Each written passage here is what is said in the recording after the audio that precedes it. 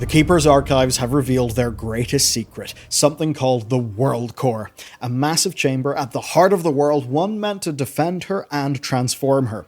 What it is Blizzard crystallizing our suspicions into solid lore that reaches way back into the game's deep past, and unlike Shadowlands, actually threads the needle. But to make it click, I've got a question for you. This is the arm of a keeper. Which keeper? What is it doing? What about the rest of its body? It's just one of the many little things you'll run across as you're exploring in Khaz Algar. And the good thing is this time, the expansion actually has answers. It's all connected, so settle in. Today's video is going to be a good one, just like today's sponsor. Who I'm happy to say are Ugrain. They've been in my EDC for years because they make the best charging gear on Earth, and I have two things for you today. And the first is this, the 100-watt Uno charger. And as a piece of tech, it's nuts. Take a look at this. This is an Apple 97-watt charger. It's got one port. But this from Ugrain is smaller. It charges at 100 watts through its USB-C 1 and 2 ports. It's actually got 3 USB-C ports and a Type A, so it can replace every other charger that I have. It'll charge an iPhone 16 from 0 to 57% in half an hour, and also is cute. I like the face. I like the little feet it's got. The face changes depending on your charge status, which is fun, and they've even got matching cables. And it's also got a friend. This is the Uno Magnetic Qi 2 15-watt power bank, and it's awesome. There's a button on the side which you can click, which will show its charge status on the screen, and then you can charge it up through the USB port. It magnet snaps to the back of your phone and charges it at full 15-watt Qi 2 speeds. And it's a stand. You just move the bar in the back, and yeah, your phone sits up. It's 10,000 milliamp hours. It's enough to charge your iPhone 16 Pro 1.6 times.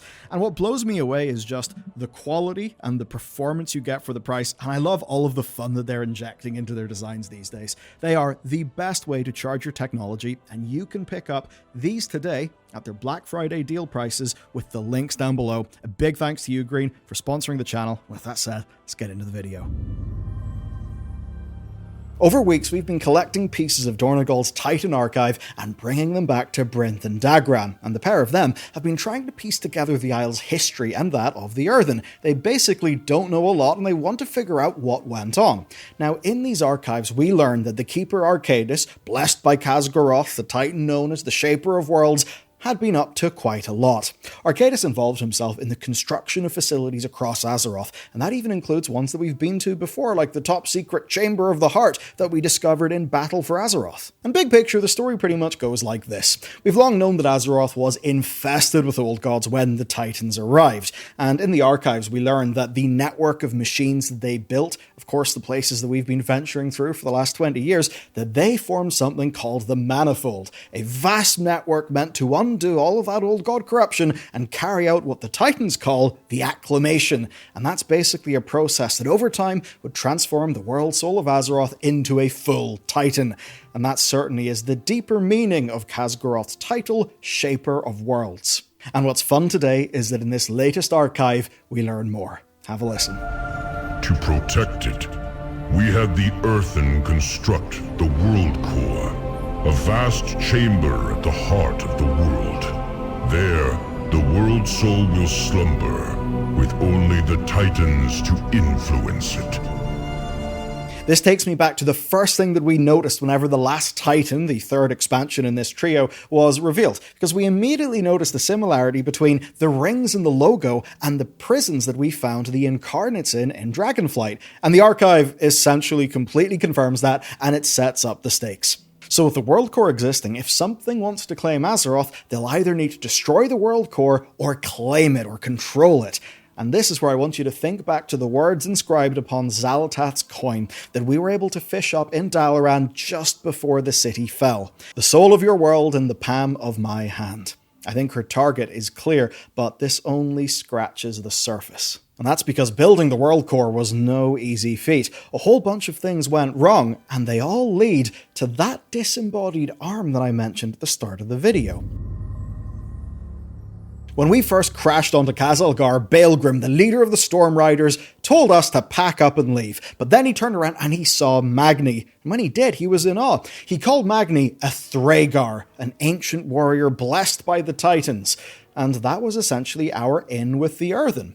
But the thing is, Baelgrim was actually wrong. He was wrong about a massive detail. It wasn't the Titans who turned Magni into a diamond, it was Azeroth. This is what we learned in the most recent archive. Most units were repaired and continued their work, but some began to physically change and crystallize. They named themselves Thragar. These faulty units were so greatly affected that they rebelled against us, attacking and damaging the Worldcore. In the course of studying them, it was determined that long exposure to the World Soul's energies led to the changes exhibited in their core directives. If we cannot prevent this from happening, it will prove catastrophic to not only the Worldcore, but to the Manifold itself. Measures must be taken. The Thragar are then an extreme version of something we've consistently seen in-game, and that is Earthen drifting away from the Keeper's edicts and developing this pesky thing called free will. Now this doesn't retcon the Curse of Flesh. The Curse of Flesh, which turned Earthen and Iron Vrykul into fleshy dwarves, fleshy Vrykul, and eventually fleshy humans, was Yogg-Saron's corruption of a Titan Forge in Northrend. This stuff all fits together, and what's most important is that those Earthen who are closest to Azeroth, of course the ones building the Worldcore, they changed the most, including turning into crystal just like Magni did. And remember, Magni is Dagran's grandfather, so looking at all of this, Dagran figures that if the World Soul's radiation changed Earthen more, the closer they got to the World Soul, then the fact that the Earthen of Khaz Algar ended up gaining free will suggests that Azeroth has been reaching out to them, asking them for help, maybe changing them. And that is what brings us to rebellion. Swim around in the Bay of Donegal and you'll find a strange thing. It's called Galen's Edict, and this is how it reads. I, Watcher Galen, erect this monument to forever be a warning. The Earthen shall know the wrath of the Titans if they defy their will again. From this day forward they'll be bound more tightly to my will and that of our Titan overlords. If they again defy us, or the Titans no longer require their aid, they will be forcefully deactivated with extreme prejudice. Such is my will, such is the will of the Titans. Yeah, that's certainly quite the statement, but it's curious that it's currently at the bottom of the bay. It's kind of been wiped away from history. Now you might be wondering, what does that actually mean? Who is Galen? I'll explain the whole thing for you here.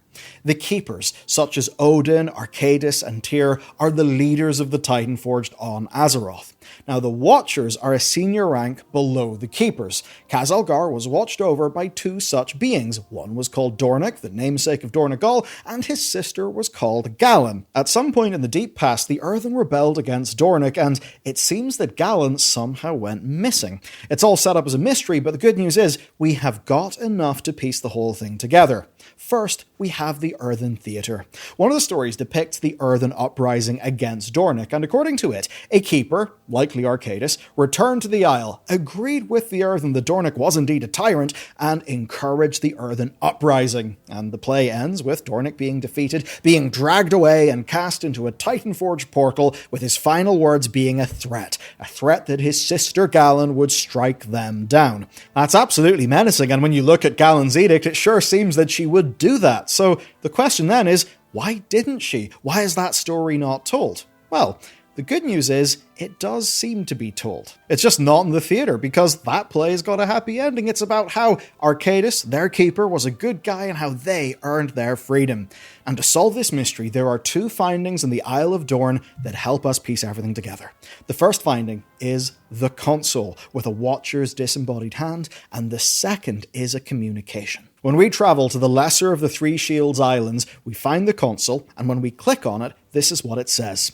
This Titan console is worn by the elements. The arm of a Watcher still clutches its dial. Although it reacts to your touch, it is no longer functional. Upon a closer inspection, you discover this console is dedicated to the protocol of deactivation, but it is unclear what this means. Given the story of Dornick, I think it's pretty damn clear what it means. This obviously failed. The Earthen survived.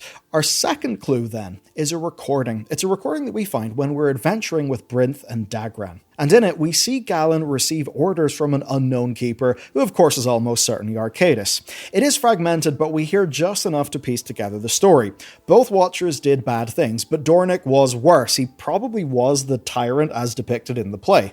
Archaedas says that he did actually deserve his fate, but he goes on to give Galen new orders, saying that she will be repurposed to protect something that is below Khaz Algar. And that is what makes everything click. So first off, the hand on the console. It's clearly not Galen's when you actually compare the models, so it obviously must be Dornick's hand. Now, we know that he was defeated and he was dragged away, and given that this console would have deactivated the Earthen, it seems that they got to him just in time, that they were just able to disrupt him. Galen then, well, she was absolutely complicit, but not irredeemable, so Archaedas repurposed her. And now that we understand that, I can bring this all together into one complete tale, the tale of Khaz Algar. So, as we discovered in Uldaman at the start of Dragonflight, Khaz Algar was originally a fissure in the earth known to the Keepers as Sector AR-938. So, Archaedas was sent to investigate this fissure. He went there, he looked at it, he built the Earthen, and then they shaped the fissure into the coreway. Then they constructed the Worldcore. Now, some of the Earthen began to change. Free will kind of emerged, and those ones who were closest to the Worldcore project, well, they turned into Thragar, and they rebelled. They were, of course, deactivated. Now, once all of this stuff was established, Dornegal was constructed, and Archaedas left to tend to other matters. He left two Watchers in charge, Dornick and Galen. The free will of these Earthen began to grow, and they started to realize that they were basically being treated as disposable workers.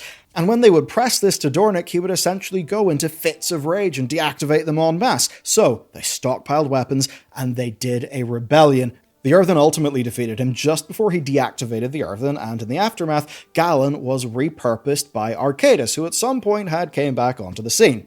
Now in the play, Dornick is cast as a tyrant and Archaedas as an ally, and it does seem clear that Archaedas returned. Can't exactly be sure, but I imagine that after repurposing Galen, he probably set the Earthen to order. Maybe that's what led to the institutions we see today, like the Storm Riders. And the reason I say that is the way that Baelgrim sees Magni as special suggests that Archaedas cast the old Thragar as perhaps legendary heroes of the past. Now, that is the story as we best understand it right now. Archaedas would soon leave Khaz Algar for the last time, and his story would continue. As an example, he would side with Tyr against Loken, and eventually he resided in Uldaman, where we discovered him in Classic and deactivated him. But that is not the end of this story. Remember that phrase from Xal'atath that was scrawled into the coin found in Dalaran? The soul of your world in the palm of my hand. Well, we know that Xal'atath is still doing things. We know she's involved in patch 11.2, and when we take a look at what's coming in that patch, yes, there is Undermine, but there's also Titan ruins involved. And of course, we know that Watcher Galen was repurposed to protect something. So maybe, when we go to Undermine, and we find this strange Titan ruin, we'll find Galen as well. But there is one final thing that I have not answered. How this goes to the game's deep past. How it actually connects to the Cataclysm. As we now understand, the Keepers built the Worldcore around Azeroth. Azeroth then seems to have called out to the Earthen Workers, changing some into Thragar, and they tried to destroy the Worldcore. At least tens of thousands of years later, the old god Yogg-Saron made a move against us from Ulduar. And that of course led to Bran Bronzebeard helping us navigate Yogg-Saron's prison, and when he was there he discovered what he thought was an ancient ritual to commune with the world. And that's where the Cataclysm comes in. Even before Deathwing emerged, he was rocking the world and causing all sorts of seismic disturbances. Being, of course, very well attuned with the Earth, the Dwarves were worried about all of this. And seeking aid, Bran's brother, King Magni, attempted the ritual that was found in Ulduar. He spoke the words, "Within me is the Earth itself. We are one, I am of it, and it of me. I listen for the mountain's reply." And then he immediately turned to Diamond. What we now understand is that he turned into a Thragar, just like the Thragar of old who fought to defend Azeroth, who tried to destroy the Worldcore. And that means that Magni was not a servant of the Titans as he and we thought at the time, but rather he was in service of Azeroth itself. And that is the story of the Worldcore, the Thragar, and of how so many little details of the Isle of Dorne all come together to tell this tale. I hope you enjoyed it, and if you'd like to check out another video, well, this lore video is a perfect one to check out next.